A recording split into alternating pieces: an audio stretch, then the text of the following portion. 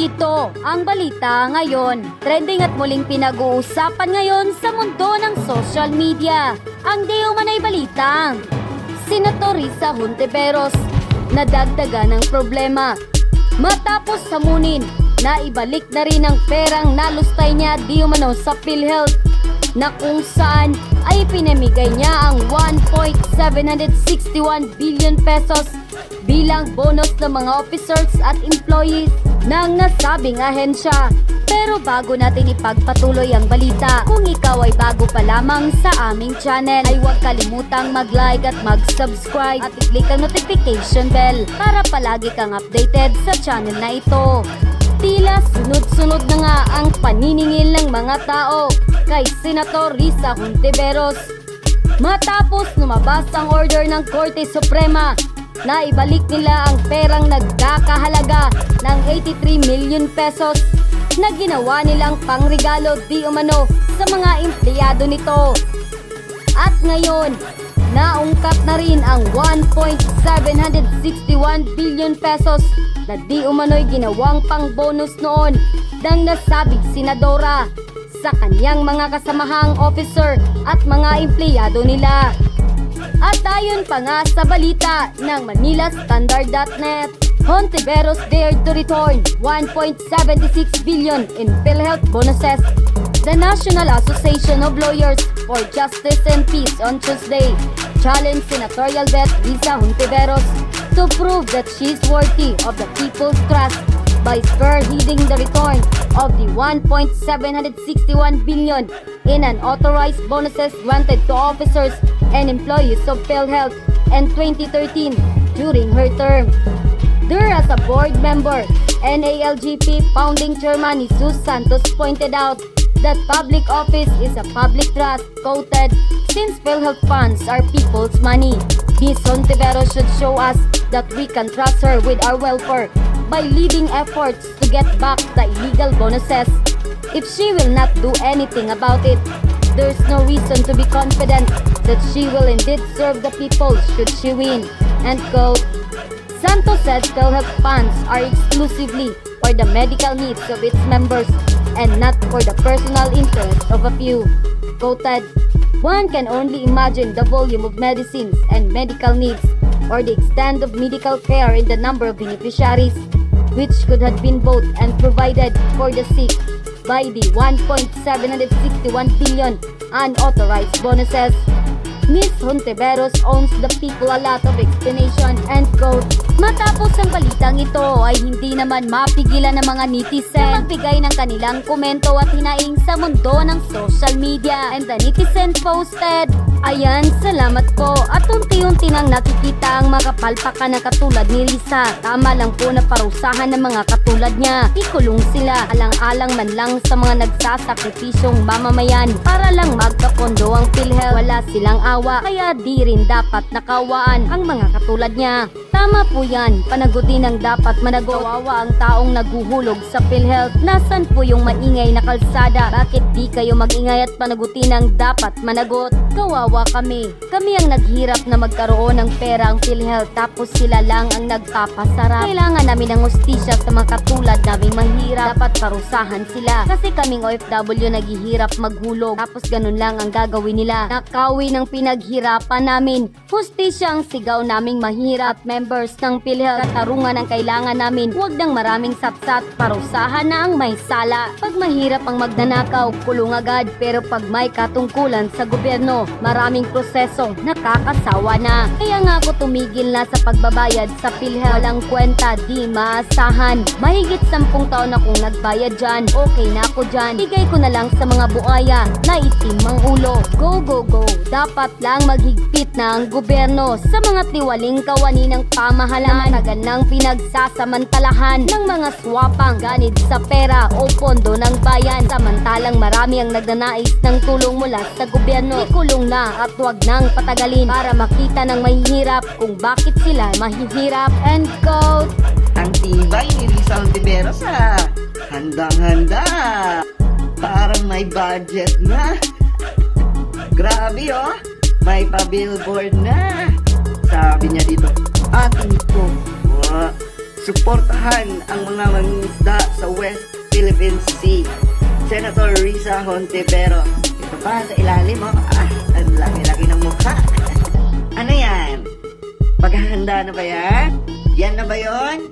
Gagamitin nyo na naman ang mangingisda. Gagamitin nyo na naman yung mga nasa laylayan at ibang tao para ano?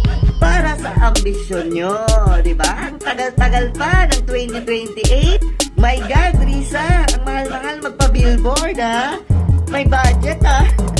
Sa bagay, no? May mga extraordinary expenses kayo, no? Ikaw, grabe, halos 100 million din ang budget mo 1 year as senador. Ang laki nun, ha? Pero walang detalyadong impormasyon saan nyo yun ginagamit at ano ang programa nyo. Ano yan, no? Bakit kinakalat mo yung mukha mo? Diba? Diba? Sa Metro Manila. Para ipaprogram na naman, no? Sa mga utak ng mga Pilipino na may nagawa ka. Na para ano? Na ikaw ang may concern. Ikaw lang ang totoo. Yes! Ayan na naman kayo sa pabida-bida nyo. Lumang tugtugin na yan, Risa Hontiveros. Hindi nyo maaalis sa tao na dilawan ka. Hindi nyo maaalis sa tao yung ginawa mo sa PhilHealth. Ha? Hindi maaalis ng mga billboard na yan. Gaano kayo kapalpak dilawan. Nakakaawa kayo, no? Kasi you need to do this, di ba? Para lang maalala ng mga tao. Di ba? Para lang mapansin kayo ng mga tao. Ba't di na lang ang gawin nyo yung mag-serve sa Pilipino ng maayos, ng totoo? Ba't di na lang dun kayo mag-focus? Di ba, huwag na kayong pa-billboard pa? Kasi useless to. Hindi na to epektibo. Mas maganda ipakita nyo sa tao yung mga serbisyo nyo, di ba, yung pagtulong nyo, yung totoong, di ba, concern nyo sa mga tao. Hindi yung ganito. Kung hindi kayo magpapabillboard, magbabatikos kayo at kung ano-ano mga pinagsasasabi. Alam nyo, luma na talaga yung strategy nyo. Sino ba yung campaign manager nyo dyan? Diba, pakiayos ang strategy nyo kasi sukan-suka na ang mga tao sa mga pinaggagawa nyo. Halatang halata no? Diba, kasi kung talagang totoo itong, diba, itong mensahe mo dyan, dapat mas malaki ang mensahe kesa mukha mo. Tingnan mo, ang laki-laki na mukha mo. Tapos yung mensahe, ang liit-liit. Ano yan? Ano to, di ba? Kampanya na tayo. Isang mapaulit na katanungan ay kung anong mangyayari dahil may nag-issue na daw ang Senado ng summons kay Pastor Quiboloy. Gayon din, nag-press conference na naman ang House at sinabi na nag-issue din sila at sinasabing kailangan daw mag-comply si Pastor sa kanilang summons. So, anong mangyayari dito? Well, ano ba ang nature ng inquiries in aid of legislation? Sabi ng Korte Suprema, hindi po ito hukuman. Ang kailangan, ang pag-i-issue ng mga summons dito ay sa mga taong maaaring magbigay liwanag sa sitwasyon o mga kondisyones o magbigay ng mga facts ukol dun sa isang iniimbestigahan nilang posibleng i-draft na batas, posible rin nilang i-amyendahan o posible rin nilang i-repeal. Hindi po lahat ng mga inquiries in aid of legislation ay nagbubunga ng isang batas o ng pagbabago sa batas o sa pagre-repeal nito. Gayon pa man, nakasaad sa ating saligang batas na maaari may power talaga ang ating legislatura na mag-issue ng ganitong summons at manawagan ng mga saksi. At para nang sa gayon ay ma-fulfill nila ang kanilang obligasyon bilang mga magbabatas na gumawa ng nararapat na batas para for the public good. Ngayon, hindi naman 100% all the time ay tama ang Senado o ang House kanilang pagsuserve. So, tingnan po natin yan. So, halimbawa, ang sinasabi nila ay mag-serve sila ng summons. Ngayon, para ma-compel nila na pumunta ang isang saksi, kailangan natanggap yung summons na yun. Kung wala yung tao dun sa kanyang declared home address o sa ibang mga address, masaserve ba ang summons? Kadalasan po, hindi.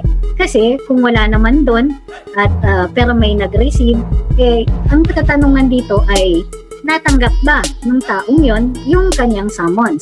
So kung duly served yung summons, kailangan niyang pumunta. Okay? Bahagi po yun ng batas natin. Minsan-minsan, may mga saksi na ang sinasabi nila ay hindi naman po talaga sila kailangan doon sa pagpunta sa legislative, sa mga legislative mambabatas.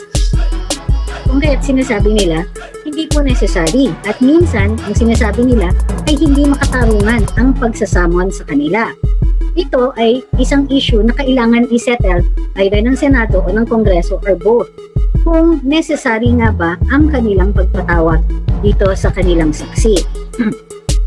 May ilang beses na pong dinala sa ating hukuman sa Korte Suprema ang issue na ganito, kung kaya't parating ina-uphold ng ating Supreme Court ang power ng ating Senate o ng House mag-issue ng summons. Ngayon pa man, hindi po 100% yan. Halimbawa, dun sa kaso ni Lincoln Ong, nung siya po ay biglang ipinadetain ni Senator Gordon, ang sabi ng Korte Suprema, may power talagang Senate na mag-inquiry in aid of legislation. May power silang mag-compel na pumunta ang mga witnesses. At may power din sila mag-impose ng contempt. Gayon pa man, para makapag-impose ng contempt bilang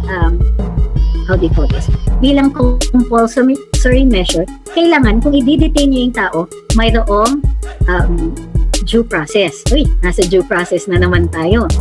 So, ang sinasabi dito ay kailangan binigyan si Lincoln Ong noon ng pagkakataon na sumagot, ng pagkakataon na makapag-explain, and so on, bago siya na-detain.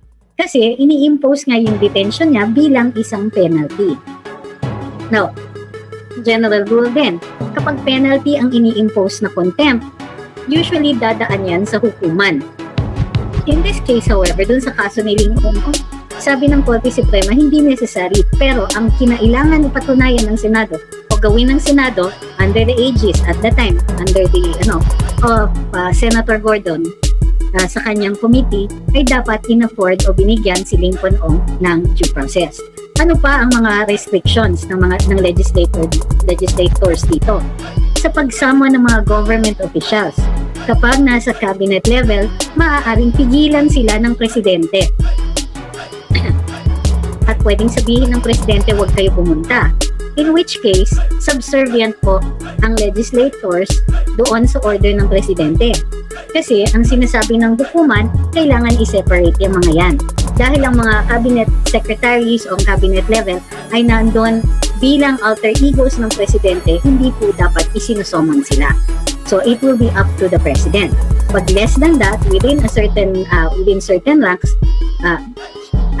below that of cabinet secretary, then kailangan pumunta pa rin. So, si Pastor Kibuloy ay isang private person. Uubo po ako ha, kaya pasensya na.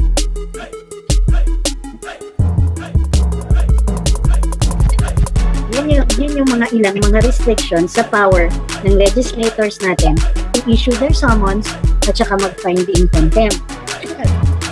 Ngayon, maliwanag po yung batas pagdating dito sa pag-summon, katulad ng pag-summon kay Pastor Kibuloy.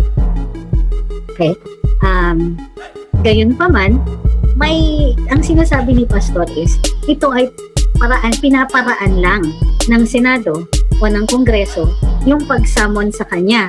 Nang sa gayon ay pahiyain siya dahil pinuno siya ng isang relisyon. It's to take him down a notch. And also, may political aspect ito. Alam nila na malakas si dating Pangulong Duterte sa kanya, or magkaibigan sila, at binibigyan ng plataforma ni Pastor Kibuloy ang dating Pangulo para makapag-criticize sa ating gobyerno. Ito ba ay mga paraan para salagin ang summons? Posibleng hindi. Pero, ang pinaka-depensa niya ngayon ay kung ang summons ay tamang na-serve, kung na-serve ng maayos ito. Inananunsyo na ni Pastor Kibuloy na wala siya doon sa mga lugar kung saan ine-expect siya. And therefore, kung pilitin ng Senado na doon siya i-serve, pwede niyang i-contest kung duly served yung summons na yon. Isa yung depensa ha.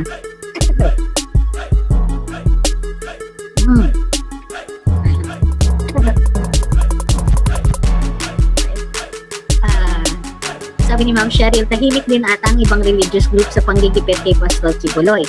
I don't think it is fair to expect them to speak up about it unless they feel strongly about it at ito ay alinsunod sa kanilang mga doktrina. You can question, of course, pagdating sa political implications nito. Gayunpaman, bilang mga relihiyon, ang kanilang expressions din ay protected.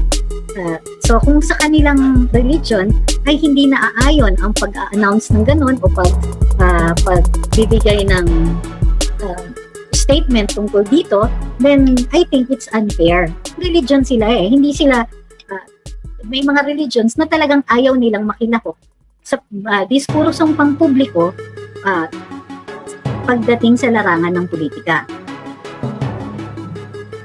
Maaari din, halimbawa, na i-raise ni Pastor Kibuloy ang issue ng oppression doon sa mga hukuman. At kapag binigyan siya ng TRO, maaari niyang ipatigil muna yung service nito at habang nililitis. So ang tingin ko dyan, meron siyang recourse sa hukuman. Sabi ni Kimchi Sushi, wala nga masabi si BBM sa mga namatay na sundalo. Sa kalokohan pa kaya ng mga senado, less talk, less mistake.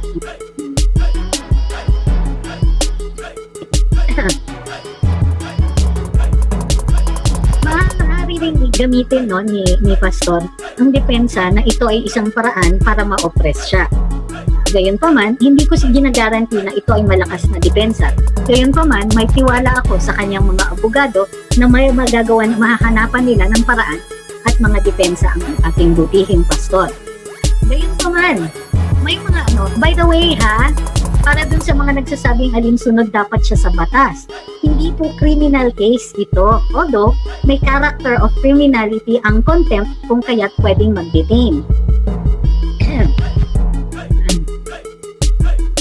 Alam nyo, huwag naman tanungin what happens kasi yun nga po ang sinasabi ko, dinidiscuss ko ngayon. Okay? So anong pwedeng mangyari? Magsaserve sila ng summons, hindi yan i-receive, tatanggihan yan. At sasabihin ng mga nagre-receive, wala po siya dito. So by the way, ang nagsaserve ng summons dyan ay yung Sergeant at Arms sa Metro Manila. Pag sa labas ng Metro Manila, PNP po yun. So may mga nagsasabing hulihin daw ng PNP si Pastor Kibuloy. Not necessarily so. Kasi kailangan pang, kung ang PNP yan, kailangan po ng order galing sa hukuman. Or may coordination kasama ang Sergeant at Arms. Kung ang Sergeant at Arms ay magpapatulong sa pag-service ng summons sa PNP. Nasa sa PNP yan kung sila ay papayag.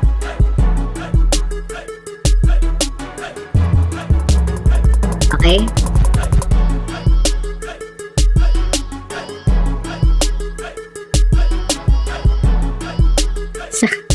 Sabi ni Naignis, meron pa blind item si Nino Barsaga na meron daw mataas na posisyon na babae na may BF na basketball player kahit may asawa siya. Si VP Sara ang tumbok ni Nino po. Wala naman po enough details para mag-conclude tayo nun. Talagang full force na sila paninira kay VP Sara. Bakit ganun? Ako personally, ang tingin ko, hindi po si VP Inday yan. Kasi pagka nagre-react tayo ng ganyan, masyadong defensive para kay Inday, dinakuha nila yung gusto nila, yung punteriya nila. As far as I can see, hindi po si VP Inday yan. Assuming natutuko pa yan. As he says, careful naman si Mr. Barsaga, si Mr. Nino Barsaga, na one, hindi niya pangalanan, at two, sabihin niya na chismis lang po ito.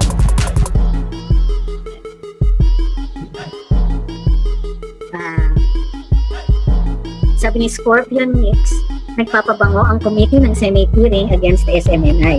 What do you mean nagpapabango? Pinapahuli nga nila Nagpapabango ang committee ng Senate hearing against SMNI. Hindi ko yata nagigets.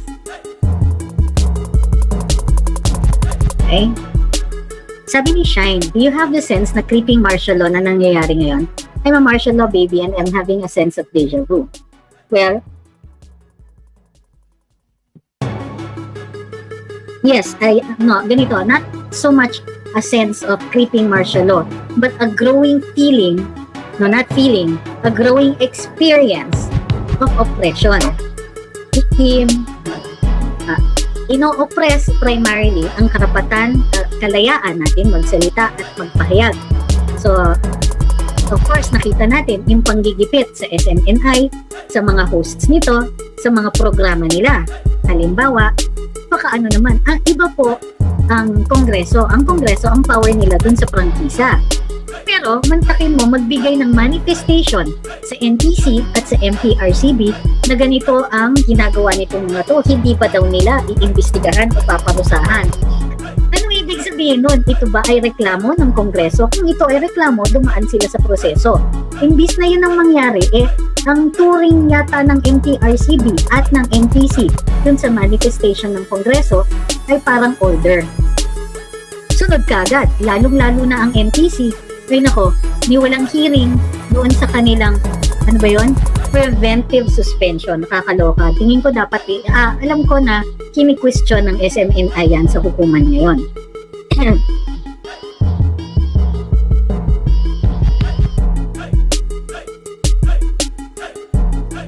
Sabi ni Raniel, bakit ba napaka-powerful ng mga makakaliwa na gaya ni Hontivirus sa gobyerno ngayon?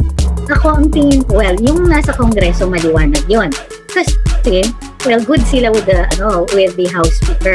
Kumbaga, politically aligned sila except for dito sa So, kunwari, nagpapabango sila dun sa kanilang mga ire-recruit na estudyante. So, kunwari, tutol sila sa charter change. Pero hindi sila tutol sa House Speaker. Si Senator Hontiveros naman, matagal na pong kaliwa. Pero ang power niya ay bilang isang senador. Okay? Yung sa House, ito ay sa alignment nila kay House Speaker.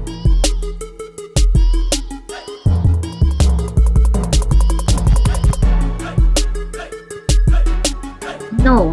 Sabi ni Rilmi, may power ba ang FBI na hulihin si Pastor dito sa Pilipinas? Kailangan po ng due process pa rin. So, dapat mag-file sila ng extradition. Ang extradition po ay kailangan dumaan sa hukuman dito. So, by the way, yung sa FBI, kailangan may court case na yan. At in-explain ni Pastor Quiboloy na sila na nga mismo ang nag-file ng motion na mai-active na at mag-umpisa na ang mga hearings doon. Instead na mag-activate yung kaso, ay pinatahimik na naman.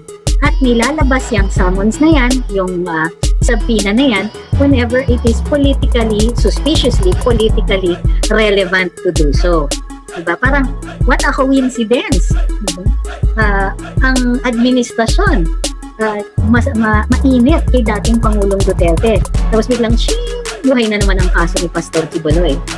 So, huwag niyong iisipin na kumat na sa Estados Unidos, lahat ng kanilang court proceedings ay walang taint, walang bahid ng politika. Meron din. Bakit naman nila gagawin yon? Maimbestigahan ang pagkamatay ng isang recruit sa Bohol. Bakit? Anong iimbestigahan doon? At anong batas po ang gagawin?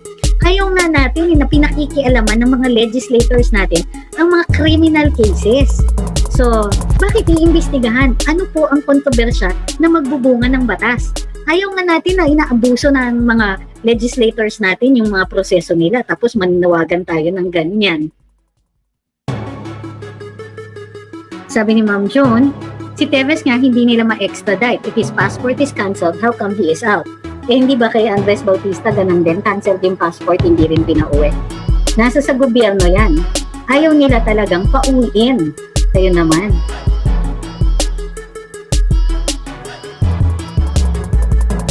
My gosh! Okay, uulit-ulitin ko tong mga sagot sa ganitong katanungan. Bakit daw tahimik ang judiciary? Okay, uulitin ko to as many times as it needs to be repeated. The courts will only speak when there is a case, and their voice is only heard when there is a resolution. Huwag po ninyong i-expect na ang judiciary ay magsasalita ng walang kaso, ng walang kasong hinaharap. Hindi po ang judiciary maaaring maging, how do you call this? Mema. Okay? They cannot, should not speak unless a case is being resolved before them. Huwag po natin sasabihin na suspicious ang katahimikan ng hudikatura. It doesn't work that way. They are supposed to be silent. Kasi pag umangat ang kaso sa kanila, they must be impartial. Kung makikialam sila ngayon o magsasalita sila ngayon, hindi po magiging fair. So how do we expect justice kung ngayon pa lang gusto nating makialam ang hukuman nang wala pang kasong hinahain sa kanila? Wait for the victims, yung mga tao who feel that they are victimized, to file the case. Ngayon, mayroon din po silang karapatan not to file a case. Okay? So, nasa sa sariling diskarte ng mga biktima yan. So, alam ko na you feel that a case is necessary, but not all victims feel that they should, feel that they have, that they will be getting the kind of justice that they want. And therefore, hindi nila iaakyat yan. Not every time. Okay?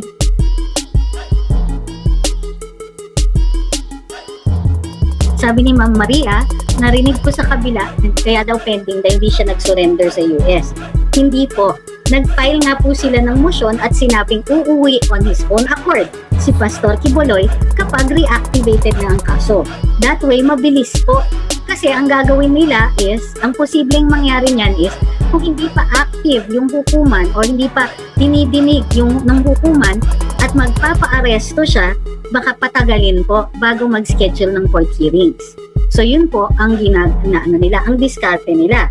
Ngayon, wag po kasi tayong makikinig parati dun sa kabila. Ang ginagawa po ninyo, lalong-lalo na hinahatid ninyo yung issue dito, ay nagkakaroon sila ng mas malaking audience. Alam nyo naman na ang kanilang panig will never be fair to the people that we feel are victims. So para pwede, hinay-hinayin natin yung mga ganyan. Kasi, it's also a communications game. Bakit natin sila binibigyan ng ganyang pansin? Hindi naman valid yung kanilang komento na ganyan. It is born out of ignorance. Sabi ni Joe, witch hunt ang ginagawa ng mga masasamang politiko nasa Kongreso na may basbas sa palasyo na ang babae ang may utak. So, pwede rin. Ito nga, kung mapapansin ninyo, diba? Bakit kinakailangan ng Senado na sila din ay mayroong inquiry in aid of legislation? Kung sapat yung criminal case laban kay Pastor Quiboloy, the fact remains, kailangan pa po ng extradition proceedings yan. So, alam nila na dahil mahirap din i-question ng hukuman ang fairness ng kanilang proceedings, they know they can do this, they know na kaya nilang dagdagan ang kasiraan. Hindi naman kasi kailangan fair ang mga tanong nila dahil hindi po mare-review ng hukuman yan, yung mga tanong nila. And so yes, they can summon him. Yes, they can use their powers. And yes, malaki yung likelihood na sabihin ng hukuman na ito po ay bahagi ng kanilang powers.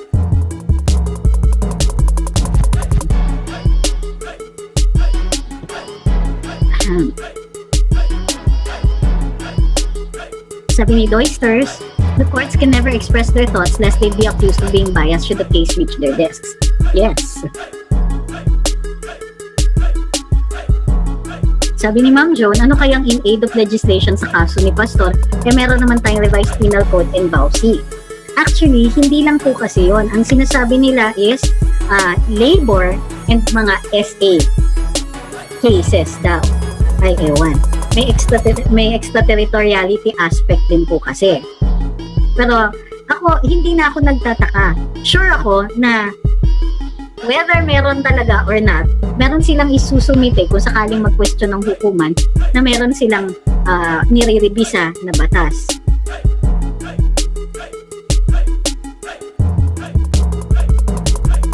Ha? Okay, walang moto. Those are disciplinary cases. Holy cow, don't compare apples with oranges. So, can you please phrase your question not as a challenge, but rather as an honest one? Kasi ang nangyayaring ginagawa ninyo, parang dinidiin mo ko na sabihin, oy, mali ka. Disciplinary cases are administrative and we are under the direct power of the Supreme Court for disciplinary actions.